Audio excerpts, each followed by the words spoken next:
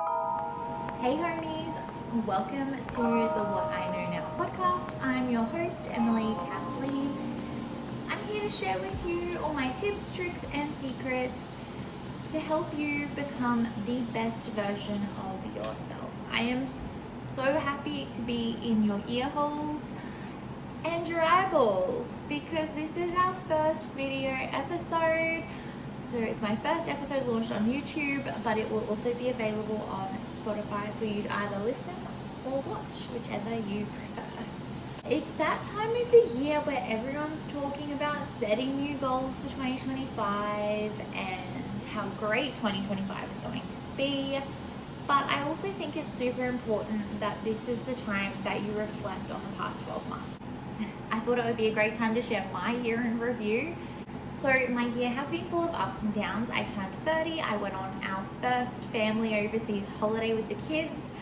I changed industries. I worked in real estate for over 5 years and I've changed into a completely different industry and I launched this podcast. I have loved working on the podcast and I have also reignited my passion for reading. I read 13 physical books this year. I did read a couple of ebooks and little bits and pieces, but here are the 13 physical ones.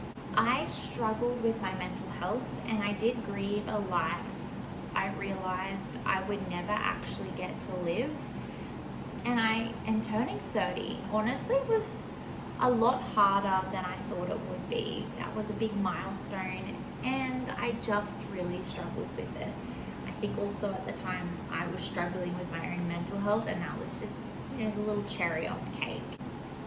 I learned that you don't have to be everything for everyone and I definitely got distracted by shiny things this year and I learned that sometimes I get so caught up in different ideas that I lose focus on the actual goal.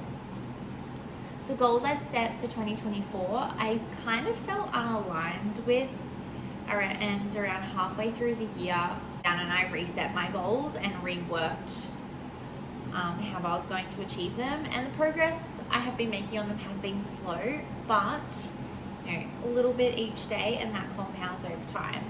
I introduced a lot of new habits this year, like a hair mask once a week because I was not looking after my hair. I journal daily. I introduced cardio into my workout routine. If you know me, you know that I don't like cardio. So I introduced that into my workout routine. Overall, 2024 was a really good year. I met some amazing people at my new job. I realigned my life and stopped feeling like I was just watching life pass me by and I was actually involved in it. But that's really it for my year in review. If you are wanting to reflect on your year, reflecting on your year is a great way to see how far you've come. Sometimes we get so caught up in trying to get ahead, we don't even realize how far we've come. Plus, it's also a great opportunity to look for things that worked and what didn't work throughout the year and take those lessons into 2025. I like to check back in on my past year's goals and assess whether I actually achieved them or not. Most importantly, whether those goals still align with my big vision. And it's okay for those goals not to align anymore and for your goals to shift. And everything changes as we grow and we learn and we change ourselves. Some questions I like to ask myself are, what have I accomplished this year? What have I enjoyed working on this year? What things did I miss? What lessons did I learn? How do I feel about the progress of my goals? And what habits worked for me this year? Honestly, it's an act of self-respect to not forget about the goals that you set in the past year. So if you are in the process of setting yourself goals for 2025, make sure you go back and reflect on your goals for 2024. Don't skip that step. Don't chase the dopamine. Actually do the work so you hit your goals. So this year I read a decent amount of books, 13 books to be exact.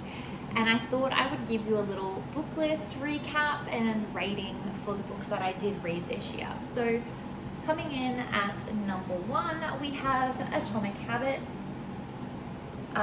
This book changed my life. I've actually read it 3 or 4 times.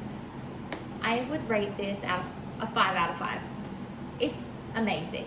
If you haven't read it, read it. Second of the rank is The Psychology of Money by Morgan Housel. Again, this is a great read. I smashed through it in a couple of days. There are dog tags all through it. Great book, and I would give this a 4 out of 5. Breathe, The New Science of a Lost Art by James Nestor. I did like the book, but I did find it a difficult read. It took me a few months. I actually read a little bit, put it down, and then come back to it later. It is a good book. I learned a lot about the human body and why we breathe and how we breathe. But I would only rate this a 3 out of 5. I did read the Viral Akatar series. So book 1, honestly, I would rate this only a 2 because it wasn't that great compared to the rest of the books. I got about halfway through and I was ready to give up, but I had seen that the first book wasn't great or wasn't the best, and it got better after that. So I did stick to it and I did finish it, but it is only a 2 out of 5. Serpent and Dove. I think I got this book for my birthday because I love books, so my family knows me very well. This was a great book. I actually found out that it's part of a trilogy and I want to get the other 2 books. I would definitely rate this probably a 3.5, 4 star. It was a good read. I did read it over a few days. We were on holidays and I couldn't put it down, so that tells me it was a good book. Book 2 of the Akatar series, A Court of Mist and Fury. Again, this book was so much better than the first, and I would rate it a 4. The Mountain Is You by Brianna West. Honestly, I wish I read this book. I don't even know if it was out when I was in my early 20s, but I wish I read this book in my early 20s. It would have changed my life. Honestly, if you are in your early 20s and you haven't read this book, do yourself a favor, go find it, read it. It is all about self-sabotage, and there are so many things in here that I didn't even know I was doing to self-sabotage. And yeah, it's great. I would give it a 4 out of 5. A Court of Wings and Ruin. This one I would go a 4 out of 5 as well. I did really enjoy it. I'm actually partway through reading it again. So I did quite enjoy it. A Court of Frost and Starlight. This was like a good little palette cleanser book for the Akatar series. It's only a small one. I'm going to call it the palette cleanser. It was a really nice little read, very wholesome, and I would give this about 3 out of 5. The final released book for the Avatar series, A Court of Silver Flames. Amazing. Chef's kiss. 5 out of 5 every day of the week. This was so good. I want to read it again. If I could read a book again for the first time, it would be this. The 7 Habits of Highly Effective People by Stephen Covey. I really enjoyed this book. I love all things habits. I have put little tags all through it. It is a great book to read if you are looking at building habits and learning more about them. If you've read Atomic Habits and then read this, they go really well together. Stephen Covey's habits are, obviously it's not about setting habits or creating small habits like Atomic Habits, but it is a really good book, and the way it is designed is for you to read it as if you were going to teach it to somebody else. And I would give that a 4 out of 5.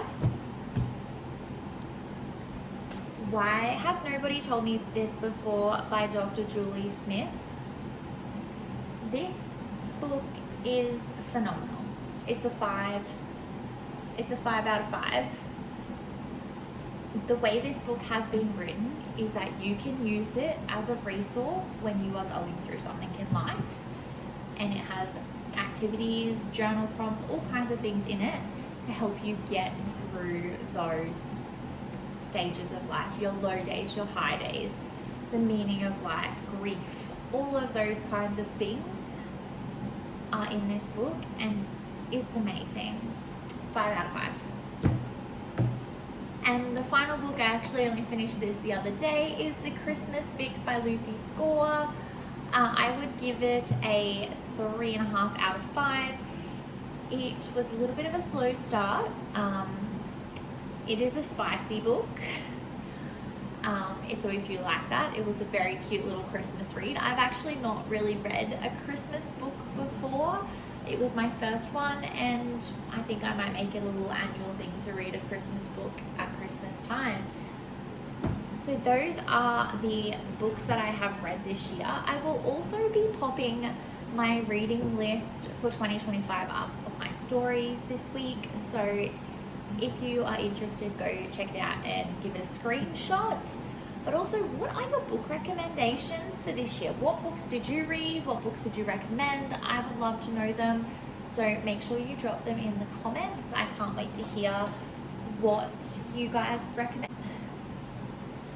Thanks so much for tuning in to this week's episode. I will be back next week to chat about my experience of being 17 and pregnant and the lessons that it taught me. Don't forget to follow me on Instagram. I hope you have a beautiful day. Ciao for now.